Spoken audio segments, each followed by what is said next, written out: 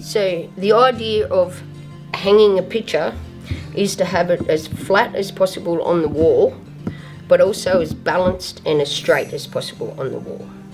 So a general rule for framing is the cord must be 1/3 down of the picture. So you get a picture and you measure it. So you've got 33 centimeters or 330 mils, 110 down, because that's 1/3. So once you mark it, you can mark it with a little pencil to give you a guide.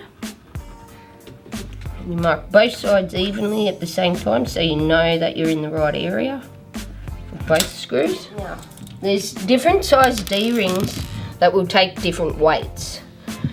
If you go to a picture framer, they will actually let you know how much weight each hook can carry. The smaller ones will do these pictures quite easily without falling off the wall. So the idea is to try to have the cord at that mark. So I just line up the point of the D-ring with the mark. If it's your first go, I would suggest to use a hand screwdriver. It's more controlled and you actually can feel where it's going into the wood. You also need to keep the screw very straight because it can come out the side and damage the frame or your actual artwork. So the best way is to center it in the center of the frame as much as possible. Push slightly inwards so you have an indentation to start your screw, and then keep it very straight so that it goes into the center of the frame. This is the only thing hanging your picture on the wall, so it must be secure. Things like this should be done slowly, not rushed. I also put them on a slight angle when I do the last couple of turns, because your cord will pull them into the center anyway. Picture framers will also just do cords for you. There are several types of cord that are available for different size and different weight pictures. I recommend this cord because it's a lot easier to tie and it's quite neat. It's a very strong cord as well. The wire can be very hard to tie and you may cut your fingers or you may not get a neat knot. So the idea is to tie it and so it doesn't slip out.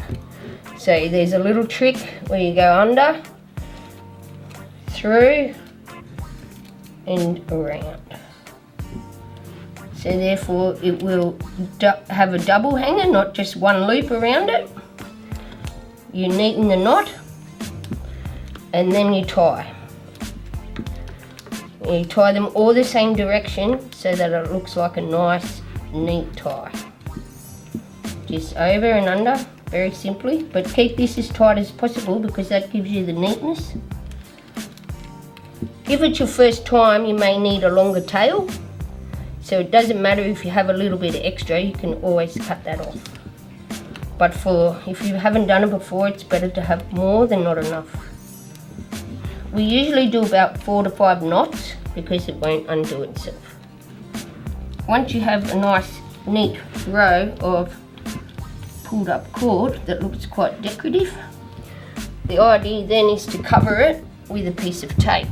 The best way is to hold them together like that and fold it around the cord and wind it on itself so that it sticks to itself and just neatens up the cord.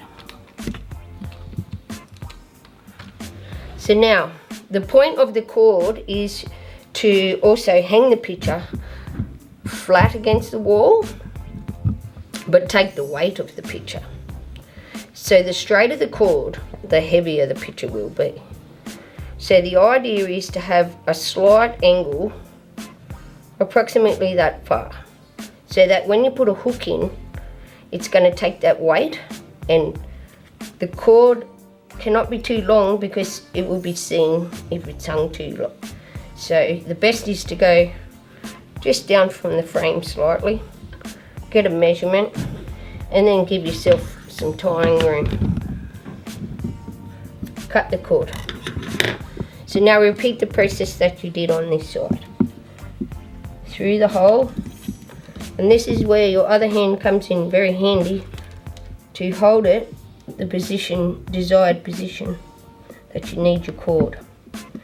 So this is the trickier bit to make sure that the cord doesn't actually slip while you're doing the knot. So it's under the cord, through the hole, and back through itself. Exactly like the other side, but on this side. And this is the last bit where you can get your tension right as well. So do not pull it so quick. You can just go ease into it so that it's exactly where you need it. So that's a really good position. So now we do the same as we did on that side. And we just make nice, neat knots.